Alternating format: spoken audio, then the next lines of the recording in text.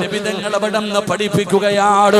ഭർത്താവിന് ഭക്ഷണം വെച്ച് കൊടുക്കുന്ന പെങ്ങളുണ്ടല്ലോ, ഉസ്താദെ എന്നെ അടുക്കളയിൽ കൊണ്ടുവന്നിട്ടിരിക്കുകയാണെന്ന് സങ്കടം പറയുന്ന പെങ്ങള്, നിനക്കറിയുവോ ആ അടുപ്പിന്റെ ചുവട്ടിൽ കിടന്ന് നീ വിയർക്കുമല്ലോ, നീ ആ കരിയും പുകയുമെല്ലാം കൊള്ളുന്നവളാണല്ലോ, ഒരുപാട് പ്രയാസപ്പെടുന്നവളാണല്ലോ, പുക സഹിക്കാൻ കഴിയാതെ കണ്ണ് നിറയുമല്ലോ.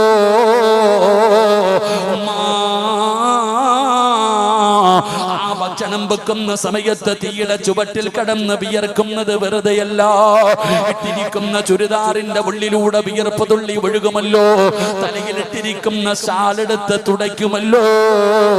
പെങ്ങളെ, ആ വിയർപ്പ് വെറുതെയാകില്ല, ആ വിയർപ്പ് വെറുതെയാകില്ല, അത് നിനക്ക് നരകമോചനം കിട്ടുന്ന ഒരു നന്മയാ. അല്ലാഹുവിന്റെ അദാബുകൾ കൊണ്ട് നിറച്ച നരകമുണ്ടല്ലോ,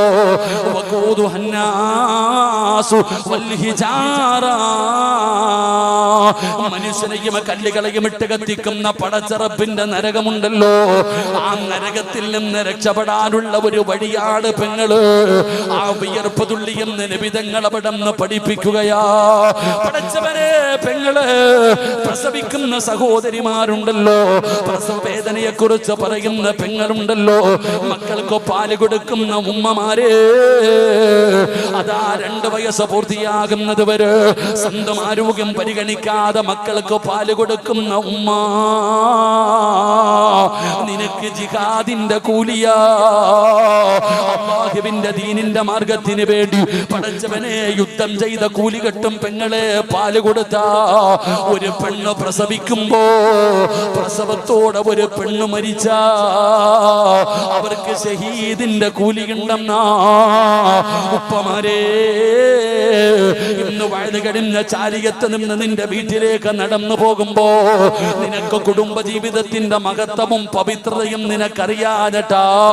അല്ലാഹുവിന്റെ റസൂല് പറയുകയാ, ഇന്ന് വഴുത് കഴിഞ്ഞ് തിരിച്ച് നിന്റെ വീട്ടിലേക്ക് കടന്നു പോകുമ്പോ 40 കഴിഞ്ഞ 50 കഴിഞ്ഞ പ്രായം ചെന്ന് നിന്റെ മുടിയൊക്കെ നരച്ചു പോയ നിന്റെ ഭാര്യയുണ്ടല്ലോ, ആ ഭാര്യയുടെ കയ്യിലൊന്ന് പിടിച്ച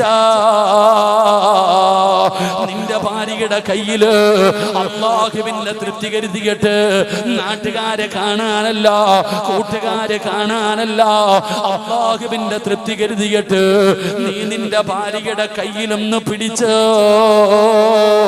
ആ കൈവിരലുകൾക്കിടയിലൂടെ അല്ലാഹു നിന്റെ പാപം പുറത്തു തരുമെന്ന് നബി മുഹമ്മദ് മുസ്തഫ.